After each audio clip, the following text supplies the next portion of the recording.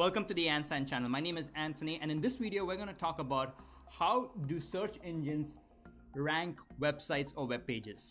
Now in the previous video I talked about how and what a search engine really does. What is really happening under a search engine.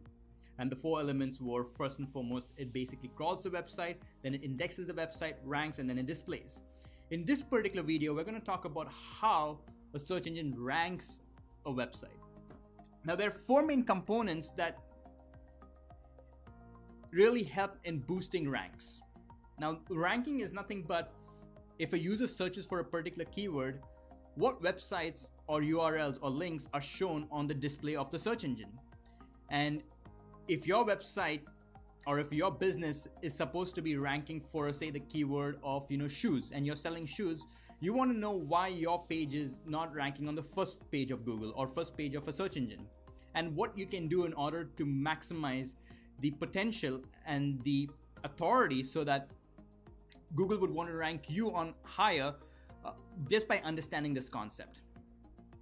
Now there are four main concepts. Of course, it's a very generalized way of thinking because search engines is a very complex subject, but we can always boil it down to something into chunks so that we as business owners can understand what we can do to our website in order to optimize the workflow. So if I have to draw a circle,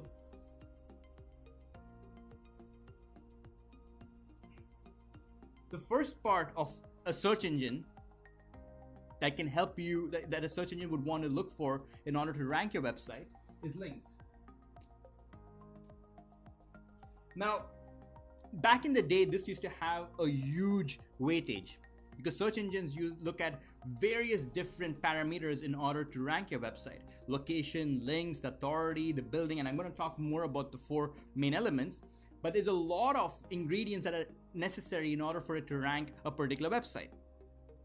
But back in the day, links used to be one of the most dominant factors in which search engine, especially Google, would want to rank your website because of the fact that they believe that if more links are linking to your website, then there is some form of substantial substance in your website that people want to recommend reading on your website. And as a result, it felt the need that it would want to rank your web page more than someone else who had weaker links. And over time, people understood this algorithm and they tried to figure out, what if we just put a lot of links pointing to a particular website, and as a result, you could spam your own web page by having random websites linking to your website, and as a result, Google does not weigh links as much as it used to because it's very easy to spam this particular way of ranking. But links is nothing but how many websites are linking to your website. It's still a very dominant force in terms of ranking, but there are various other aspects now that have as much weightage when it comes to ranking your website. The second aspect of link building is content. Content is literally the bread and butter of a search engine to survive. If there is no content on the internet, what is a search engine going to index? What is a search engine going to rank? So content is very important for a search engine to understand what your website is all about. Now search engines are also getting smarter, but content could be anything written, videos, images, and a combination of a lot of factors that help have meaning to your website or a web page. So writing content really helps a search engine understand what your website is all about. And based on this, it can help rank your website for particular keywords. The third part is brand or authority. Brand or authority is basically, are people looking at search engines in order to find you, or are they just directly going to your website? For example, Facebook, there are good chances you would just type Facebook on the URL. You're not going to go through a search engine to type Facebook. Similarly, for perhaps even Amazon or your best newspaper that you're following, maybe New York Times or the Huffington Post.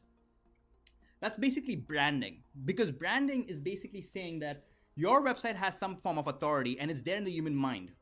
And as a result, they don't need to use a search engine in order to find you. Google would love this because, for a matter of fact, that if a search engine, if a web page is not being directly accessed by Google, Google would know for a fact that people find this particular website of a brand value, of an authority. And as a result, it would rank very high. So if you search for, say, shoes, there are good chances, say, Nike might pop up very high because it's a brand. Now, the question is, if you have a website and if you have a company in a particular domain, what kind of branding does your company have? So in my case, if it's a website development or website maintenance, are people searching for keywords or are they directly typing, say, "and"? And that really brings about how authoritative is your website. And the last but not the least that helps in ranking is the user experience.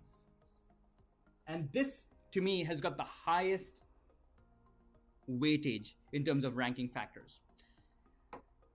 Now, user experience has got a lot of subcomponents to it. For example, bounce rate. Bounce rate is if a user was searching for a particular keyword, they came to your website, but they did not get what they wanted, they would eventually bounce off your website. Now, that's a bounce rate. You do not want to have a high bounce rate. Now, there are good chances in the beginning, Google might rank your website for a particular keyword, and that keyword does not really resonate with your website. So Google would have to eventually rank you lower for particular keywords. But if it's the keywords that you want to rank for and people are still bouncing off your website, then that's not a good thing because you want to rank for those keywords, but people are not finding your website engaging. So a user experience has got a lot of other parameters, but one of them is bounce rate. Second and foremost, how does your website look? Is it mobile friendly or not? What if I want to look at your website on a mobile phone, but the experience is not very comforting, it's very restrictive? As a result, Google might not rank you very well on mobile devices because if users want to look at mobile websites, they would rather prefer websites that are built for mobile applications, for the mobile device. So that's the user experience. User experience could be